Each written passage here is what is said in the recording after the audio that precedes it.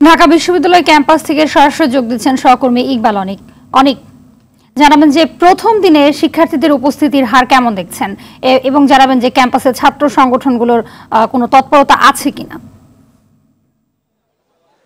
হাবিবা, ধন্যবাদ আপনাকে। তো এই মুহূর্তে আছি আমি ঢাকা বিশ্ববিদ্যালয় ক্যাম্পাসে। আপনি জানেন যে 112 দিন পর ক্যাম্পাস বন্ধ থাকার পর আজকে কিন্তু ক্যাম্পাস খুলেছে।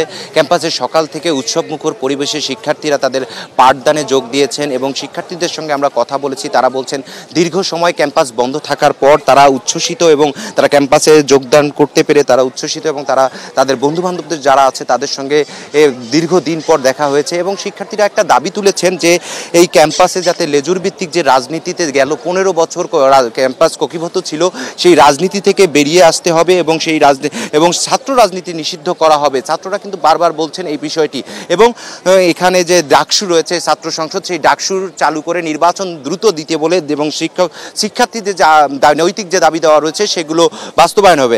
এবং আমরা এখানে যে ছাত্র রাজনীতির যে সংগঠনগুলো রয়েছে তাদের যে নেতারা রয়েছেন তাদের সঙ্গে আমরা কথা বলেছি। তারা বলছেন যে শিক্ষা প্রতিষ্ঠানগুলোতে রাজনৈতিক একটা ঐতিহ্য রয়েছে, সেই ঐতিহ্য থেকে কোনোভাবেই বেরিয়ে আসা সম্ভব নয় এবং সেটাকে যে ঐক্যমত গড়ে তোলে এবং যাতে গঠনমূলকভাবে রাজনীতি করা যায় সেই বিষয়গুলোই তুলে আনতে হবে। এবং এখানে আমাদের সঙ্গে রয়েছেন সাবেক ঢাকা বিশ্ববিদ্যালয়ের ছাত্রদলের সাধারণ সম্পাদক আরিফুল ইসলাম। তার সঙ্গে আমরা কথা বলবো যে সাধারণ শিক্ষার্থীরা যে আপনার ছাত্র রাজনীতি নিষিদ্ধের যে দাবি তুলেছে সেটি কতটা যৌক্তিকতা রয়েছে, যে সাধারণ শিক্ষার্থীরা ঢাকা বিশ্ববিদ্যালয়ে রাজনীতি নিষিদ্ধের একটা দাবি তুলেছে সেটার কতটুকু যৌক্তিকতা মনে করেন আপনি?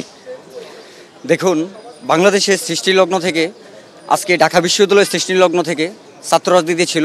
ছাত্র রাজনীতি হচ্ছে ঢাকা বিশ্ববিদ্যালয়ের সৌন্দর্য এবং ঢাকা বিশ্ববিদ্যালয়ে প্রত্যেকটি প্রগতিশীল ছাত্র সংগঠনগুলো ছাত্র রাজনীতি করতে পারবে।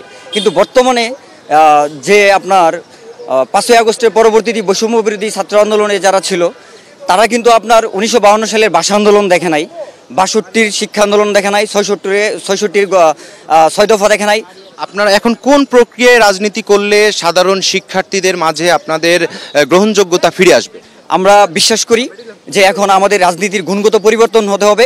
ছাত্রলীগের যে তাণ্ডব ছিল, গেস্ট হোম কালচার ছিল, সেগুলো থেকে বেরিয়ে আসতে হবে।